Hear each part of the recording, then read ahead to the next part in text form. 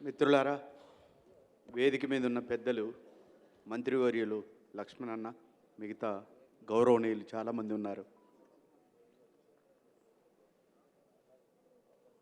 మన కళ్ళ ముందు ఉన్న ప్రకృతిని మొత్తం కూడా సర్వనాశనం చేస్తూ, ఎవడు మాట్లాడితే వాన్ని అర్బన్ నక్సలైట్ అని ముద్ర వేస్తూ, అడవులు మొత్తం కార్పొరేట్ కంపెనీలకు దారాదత్తం చేస్తున్న టైంలో ఎవడైనా సైన్స్ గురించి మాట్లాడితే, వాడు ఉపాధ్యాయుడైనా కానీ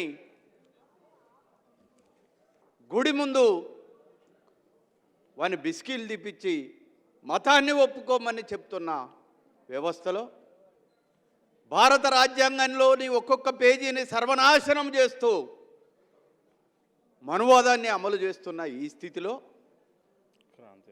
భారతదేశం నా మాతృభూమి అని పాడే భారతీయ జెండానే తీసేసి కాషాయ జెండా ఎగరేయాలని పరిస్థితుల్లో ఎవడికి వాడు ఇంట్లోకి వెళ్ళి బయటికి వెళ్తే చంపుతారేమో, వాళ్ళు దాడి చేస్తారేమో, వీళ్ళు దాడి చేస్తారేమోనని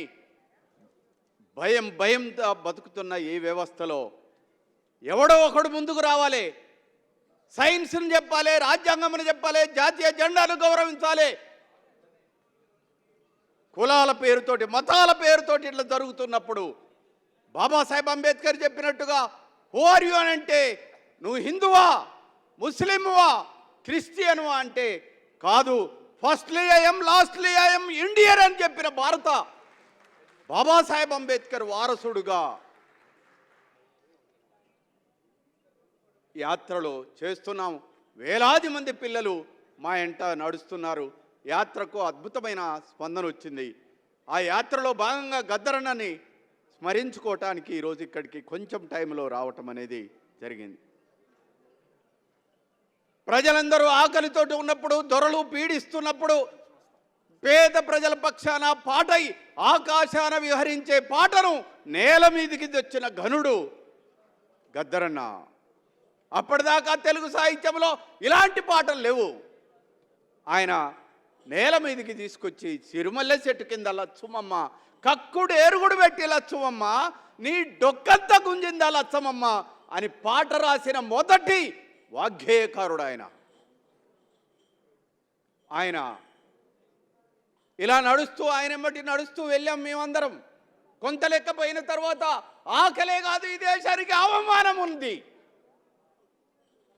ఈ దేశంలో కోటాను కోట్ల రూపాయలు కలిగిన జగ్జీవన్ రామును కూడా గుళ్ళోకి రానివ్వట్లేదు. దీనికి పరిష్కారం ఏంటి? ఈ దేశానికి పెట్టుబడిదారులు, మనువాదులు ప్రధానమైన కారణమని గద్దరన్న మేము చర్చించుకొని తెలుసుకున్న తర్వాత, బాబాసాహెబ్ అప్పటిదాకా తన కర్రకు ఎర్ర జెండా కట్టుకున్న గద్దరన్న ఎప్పుడైతే ఈ మార్పు వచ్చిందో, దేశంలో అవమానం ఉంది, బాబాసాహెబ్ అంబేద్కర్ ఆశయాలు అమలు చేయాలని నీలి జెండాను కట్టుకున్నాడు. ప్రయాణం కొంత లెక్కబోయింది. ఈ దేశానికి నైతిక విలువలు లేవు. మనం ఎంత కష్టపడి వాడి కూలి రేట్లు పెంచినా కానీ సాయంత్రం గాటమే వాడు మందు షాపుకు పోతున్నాడు. ఒక విలువలు లేని సమాజం మన కళ్ళ ముందుంది. ఈ సమాజానికి విలువలు కావాలంటే బుద్ధం శరణం గచ్చామి. బౌద్ధాన్ని నమ్మినవాడు ఎవడు అబద్ధమాడడు. బౌద్ధాన్ని నమ్మినవాడు ఎవడు మత్తుకు బానిసగాడు. బౌద్ధాన్ని నమ్మినవాడు స్త్రీలను గౌరవిస్తాడు అని మీ ఇద్దరం మాట్లాడుకున్న తర్వాత గద్దరన్న కర్రకు బుద్ధుడు పంచశీల జెండా వచ్చింది. ఒకనాడు గోసి పెట్టుకొని ఎగిరిన గద్దరన్న సూటు బూటు వేసుకొని రాజ్యాంగాన్ని పట్టుకొని ప్రజల మధ్యకు వచ్చాడు. కాబట్టి అందుకనే గద్దరన్న చచ్చిపోయేటప్పుడు చాలామంది నాయకులకు తెలియదు గద్దరన్న ఆశయాలు ఏంటో, కానీ ప్రజలకు బాగా తెలుసు. గద్దరన్నను పూడ్చివేసేటప్పుడు లాల్ సలాం అని ఒక పక్క అన్నారు, జై భీమ్ అని ఒక పక్క అన్నారు, బుద్ధం శరణం గచ్చామి అని ఒక పక్క అన్నారు. అంతిమంగా ఈ దేశాన్ని ఒక భారతీయుడు వెళ్ళినట్టుగా ఈ దేశాన్ని విడిచి వెళ్ళిపోయాడు. ఒక గౌతమ బుద్ధుల్లాగా పనిచేశాడు. గౌతమ బుద్ధుడు తన భార్యను వదిలి, చిన్నపిల్లలను వదిలి ఎలా ప్రయాణం చేశాడో, గద్దరన్న తన భార్యను వదిలి, సూర్యను వదిలి, వెన్నెలను వదిలి అడవుల పాలయ్యాడు. కొండలు, జలపాతాలు అన్నీ తిరిగాడు. ఓ జోలే, ఒక బాటిలు, ఒక ప్లేటు పట్టుకొని తిరిగాడు. కాబట్టి ఆ పని చేసే ఆయన ఆశయాలకు వారసులు కావాలి. ఇప్పుడు ఈ దేశాన్ని మనం రక్షించుకోవాలి, ఈ ప్రకృతి వనరులని మనం రక్షించుకోవాలి. మార్క్సిజం అంటే ప్రకృతి గొప్ప, కమ్యూనిస్టు గాలి, నీరు, వెలుగు, వెన్నెల అందరికీ సమానంగా ఇచ్చింది, దాన్ని కార్పొరేట్ కంపెనీలకు అమ్ముతున్నారు. అన్ని మతాలు సమానంగా జీవించే ఈ వ్యవస్థలో ఇప్పుడు అన్నీ నాశనమయ్యాయి. మోడీనే హిందువు, మోడీనే దేవుడు, మోడీని కాదంటే వాడు దేశద్రోహి. మాట్లాడలేరా మీరు? కాబట్టి ఓ భారతీయ పౌరుడుగా, గద్దరన్న వారసుడిగా ఈ జెండా పట్టుకొని, రాజ్యాంగాన్ని పట్టుకొని మీరు ఎట్లా మారారని మాకు తెలుసు.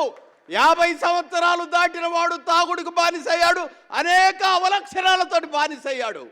రేపటి తరాన్నైనా నిర్మించాలనే ఉద్దేశంతో చావు బతుకుల్లో ఉన్న మేము యాత్ర చేస్తున్నాం. ఈ యాత్రలో మీ కాడికి వస్తాం. వచ్చినప్పుడు అన్నం పెట్టండి, బస చేయటానికి అవకాశం ఇవ్వండి, భారత రాజ్యాంగాన్ని కాపాడండి, జాతీయ జెండాని కాపాడండి.